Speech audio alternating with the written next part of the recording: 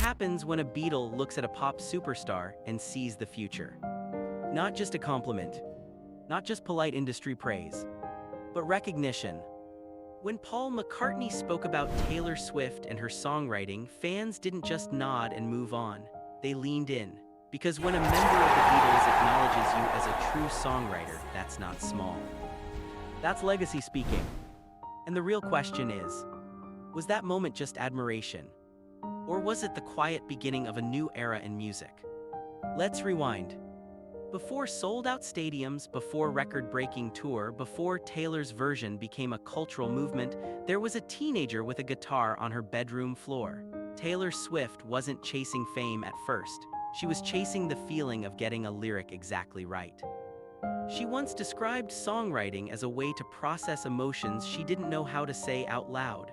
That instinct turning vulnerability into melody became her superpower. Now jump back even further. Liverpool, late 1950s. A young Paul McCartney meets John Lennon, two teenagers obsessed with melody, obsessed with getting the words just right, obsessed with that magical feeling when a song clicks into place. The parallels are almost poetic. Different decades, different industries, same heartbeat. But here where it gets interesting. The Beatles changed music at a time when the world was simpler. No streaming platforms, no social media storms, no viral discourse cycles. Fame traveled through radio waves and vinyl grooves. When Beatlemania hit, it felt seismic, unstoppable. Taylor Swift entered a battlefield of a different kind.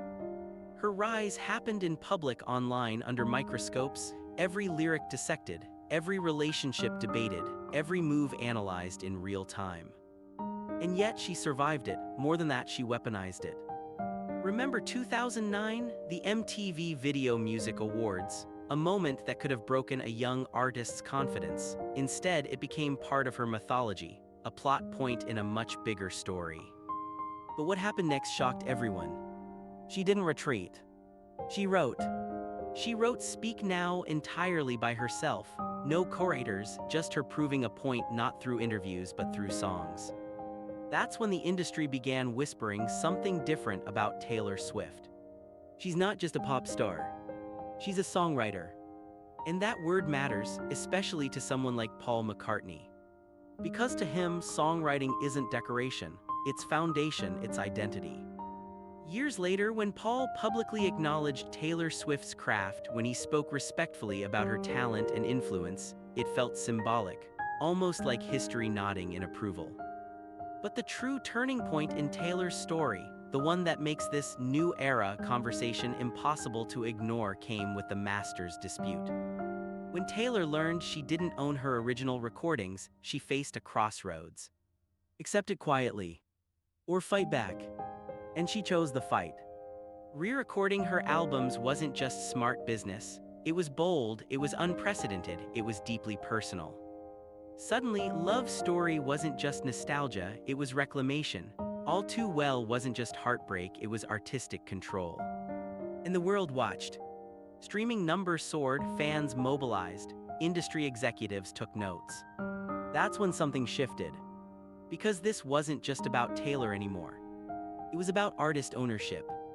And if you look back at the Beatles' history, creative control was a battle for them too. Contracts, rights, power dynamics. The tension between art and business has always existed. So when Paul McCartney sees Taylor Swift navigating those same waters and winning, it's impossible not to see the connection. Two generations of artists fighting to protect their work. Two careers built on storytelling.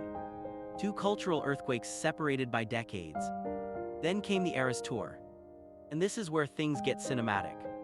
Cities turning into Swift-themed festivals, friendship bracelets traded like sacred tokens, economists literally calculating her impact on local economies, 3-hour shows spanning 17 years of music.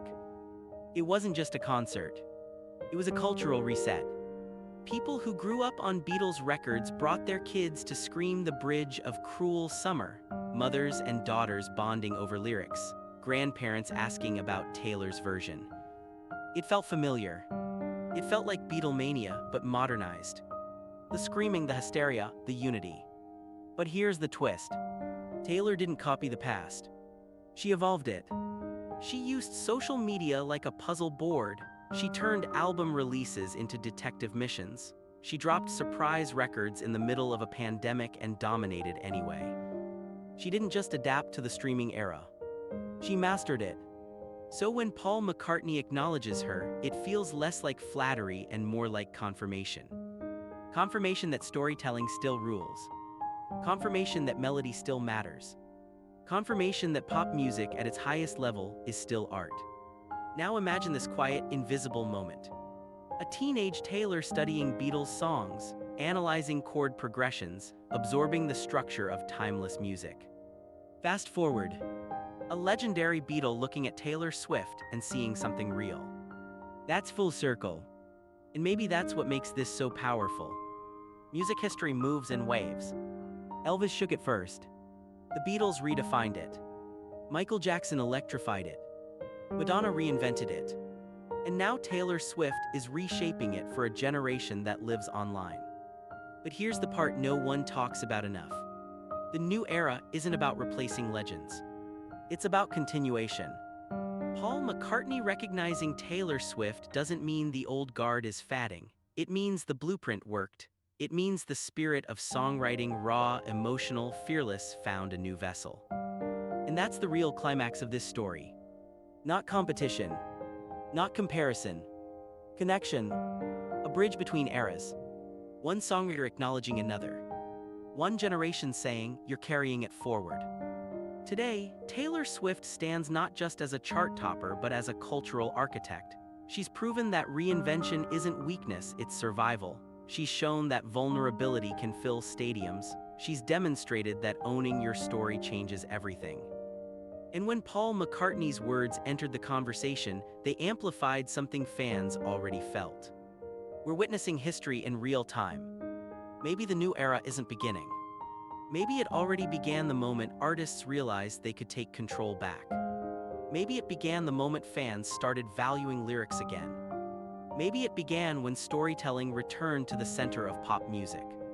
And maybe, just maybe, that quiet acknowledgement between a Beatle and a Swiftie-in-chief is the symbolic handshake of two musical worlds colliding. So now I have to ask you, when you hear Paul McCartney speak about Taylor Swift, what do you hear? Validation, passing of the torch, or simply respect between masters of melody? Drop your favorite Taylor Swift lyric in the comments, the one that gave you chills the first time you heard it. And if you love diving deep into these behind-the-scenes Taylor Swift stories, the moments that feel small but mean everything, make sure you subscribe. Because this story is still being written. And if history has taught us anything, the next chapter might be even louder.